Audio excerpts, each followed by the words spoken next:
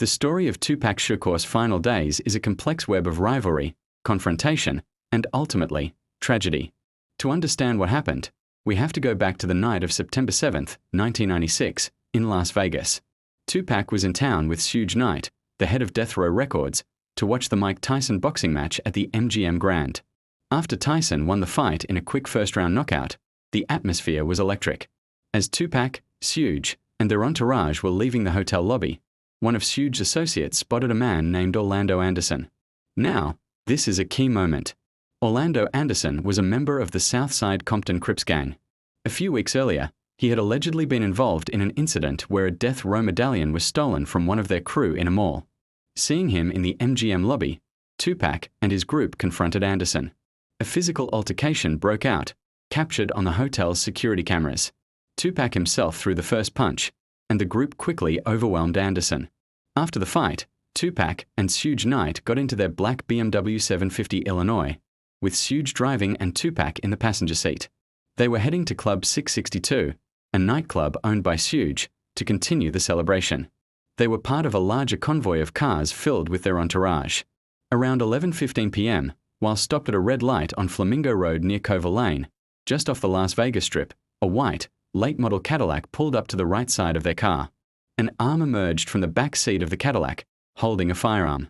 A barrage of shots was fired into the passenger side of the BMW. Tupac was hit 4 times, twice in the chest, once in the arm, and once in the thigh. Suge Knight was grazed in the head by a bullet fragment but was able to make a U-turn and speed away from the scene, trying to get to a hospital. He drove erratically, with flat tires, attracting the attention of police who were already in the area. They pulled him over, and upon seeing Tupac's condition, paramedics were immediately called to the scene. Tupac was conscious but bleeding heavily. He was rushed to the University Medical Center of Southern Nevada.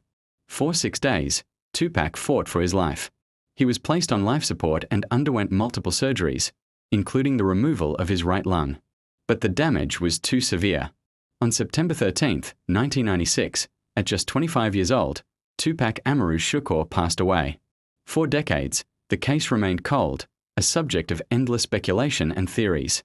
The prevailing theory has always been that the shooting was retaliation for the fight with Orlando Anderson earlier that night. Anderson himself always denied involvement and was killed in an unrelated gang shootout in 1998. But the story didn't end there. In a stunning development in September 2023, nearly 27 years after the event, Las Vegas police arrested a man named Dwayne Kef D. Davis. Kef D. is Orlando Anderson's uncle and has openly talked for years about being in the white Cadillac that night. He claimed he was a shot caller who provided the gun, but he always placed the blame for pulling the trigger on his nephew, Orlando. With Davis's arrest, a new chapter has opened in this long and tragic story, bringing a sense of potential closure to one of the most infamous unsolved cases in music history. The legacy of Tupac, his music, and his impact on culture, however, remains as powerful as ever. Thanks for watching. If you found this informative, please like, share, and subscribe for more deep dives into music history.